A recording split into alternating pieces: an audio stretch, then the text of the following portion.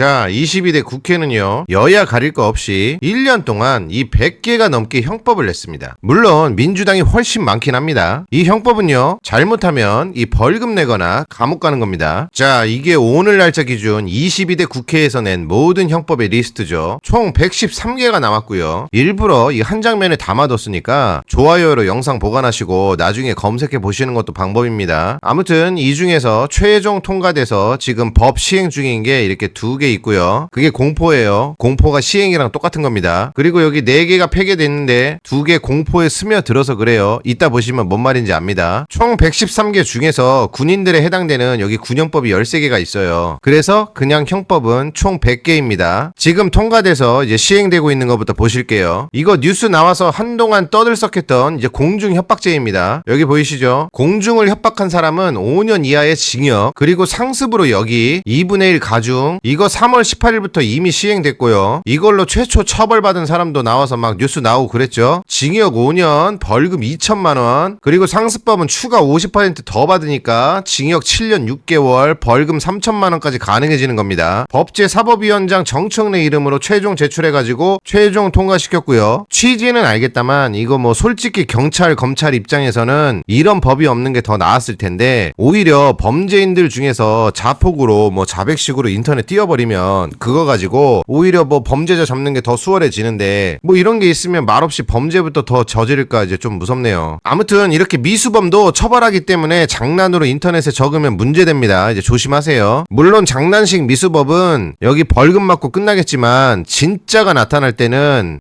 이게 오히려 더 안 좋은 법일 텐데, 머리를 써서 좀 더 좋게 만들 방법이 많았을 텐데. 이것도 통과돼서 이미 4월 8일 시행 보이시죠? 이거 흉기 소지죄라는 겁니다. 공공장소에서 흉기를 소지하고 이를 드러내요 까지 이제 딱 나왔습니다. 징역 3년, 벌금 1,000만 원입니다. 가중처벌은 딱히 없고요. 그냥 위협 정도만으로도 이렇게 된다고 나온 겁니다. 결국 이 법은 미수범들에게 해당된다고 보시면 됩니다. 저기서 이제 실제 위해를 가하면 강도, 뭐 살인미수 이런 게 되겠죠. 마찬가지로 민주당 정청래 위원장 이름으로 최종 승인 처리됐고요. 그런데 여기서 장난식으로 호신용 무기 꺼내서 뭐 커피숍 같은 데서 친구랑 수다 떨면 위험합니다. 그거 발견한 뭐 다른 시민들이 여러 번 신고하면 이거 적용될 수 있으니까 애초 호신용 무기는요, 뭐 스프레이 계열 아니면 다 문제될 것 같은 느낌이 있습니다. 여기 써있잖아요. 신체에 위해를 가할 수 있는 흉기. 칼은 물론이고 뭐 몽둥이, 가위, 바늘, 뭐 전기 충격기 이런 건 전부 신체에 위해를 가할 수 있는 거니까요. 이제 폐기된 4개를 볼 건데요. 사실 이 폐기들은 전부 아까 말씀드린 통과들의 전초전, 즉 통과를 하기 위해 새 걸로 초안같이 나온 법들이 전부 폐기된 겁니다. 그래서 대안 반영 폐기예요. 지금 보시는 건 2개의 폐기법들인데 이제 둘 다 국힘 거죠. 방금 흉기 소지죄가 원래 이렇게 나왔습니다. 왼쪽부터 보시면 신체에 위해를 가할 수 있는 흉기를 소지한 사람, 이게 끝이에요. 차이 뭔지 모르시겠죠? 오른쪽도 볼게요. 여기도 신체에 위해를 가할 수 있는 흉기를 소지한 사람, 이게 끝이에요. 일단 둘 다 똑같죠? 그러니 당연히 폐기당해버리죠. 통과된 법은요, 소지의 개념이 아니라 소지한 상태에서 이를 공공장소에서 드러내기까지 해야 합니다. 그냥 소지만 했다고 징역 3년 보내버리고 뭐 벌금 1,000만 원 내게 하면, 뭐 예를 들어서 할머니가 손주 김치 가져다 주려고 도마랑 칼 챙겨가다가 붙잡히면 징역 3년 이론이 나오잖아요. 말도 안 되는 웃긴 이론이죠. 그래서 국회의원들이 정의한 흉기, 암튼 흉기 이런 걸 소지해도 드러내지 않으면 법적으로는 문제가 없습니다. 드러내고 주변 신고를 또 받아야 처벌되는 겁니다. 이론이 둘 다 폐기당한 거예요. 지금 폐기 2개는 똑같은 내용의 법인데 민주당의 서영교, 국힘의 박대출, 이렇게 2사람 겁니다. 이게 아까 최초 말씀드린 그 공중협박죄 기억나시죠? 그거 전초전법이었습니다. 이렇게 2개가 뭐가 문제가 생겨서 폐기시켰다기보다는요, 2개를 서로 믹스해서 가장 강한 버전으로 합쳐서 정청래 이름으로 최종 통과시켰어요. 여기 서영교 거에는 박대출 거의 상습 내용이 없죠? 그래서 서영교 버전에서 박대출의 상습 내용을 가져다가 합칩니다. 그리고 박대출은 벌금 쪽이 700만 원이죠. 서영교는 여기 2천만 원인데, 그래서 서영교 2천만 원으로 합칩니다. 둘 다 징역 5년은 여기 이렇게 똑같고요. 그럼 사망까지가 나오니까 박대출 3번의 내용을 가져다가 붙이죠. 이렇게 해서 나온 버전이 최종 통과 버전, 아까 보여드린 겁니다. 영상 초반에요. 자, 이렇게 해서 지금까지 시행되고 있는 거 2개, 폐기된 거 4개를 살펴봤고, 이제 이렇게 107개가 남았죠. 이 107개 중에서요, 군인들에게만 해당되는 군형법이 13개가 100개가 가치가 있는데 이걸 빼고 나면 이제 94개가 남습니다. 여기서부터 이걸 설명해 드릴 건데 아무렇게나 순서대로 설명하면 뭐 기억도 안 남고 재미도 없을 거예요. 그래서 일단 제가 나중에 시리즈를 만들 건데 이렇게 경찰, 검찰 공격형으로 해서 정치적으로 해석될 수 있는 그러한 유형들 모음집이 나올 거고, 예시 보여드리면 여기 민주당 김용민 이분 대통령 재판 정지법도 내고 김건희 특검법도 내고 아주 그냥 시끌시끌 유명한 거 내는 전문가시죠. 수사기관 자체를 타겟으로 삼는 법인데 경찰이나 검찰 이런 곳에서 증거를 위조하거나 뭐 기타 등 뭐 자세하게 엄청 많아요. 암튼 그러면 수사기관 자체를 처벌하겠다 뭐 이런 내용 법이고요. 여기 권칠승 의원 거 이건 기존 범죄자 대상 종류법인데 일단 일반 시민 대상은 아니죠. 기존 범죄자가 이제 무기징역 받은 경우에 20년이 지나면 가석방 풀어주기도 했는데 이걸 이제 30년으로 늘리자 뭐 이런 건데, 이 법은 실제 원문안 가면 장단점이 이제 명백한데 사법적 성향에 따라 많이 달라질 수 있는 거라 일단 정치적 분류에 넣었습니다. 암튼 요런 것들은 나중에 이제 다른 시리즈에 한다는 얘기예요. 자, 이제 이런 게 일반 국민 대상으로 하거나 전국적 범위가 확실히 적용되는 법이죠. 스파이 관련 내용 여기 보시면 24년 6월에요 국힘 주호영 의원이 처음 내죠. 내용도 보시면 스파이 활동하면 이렇게 5년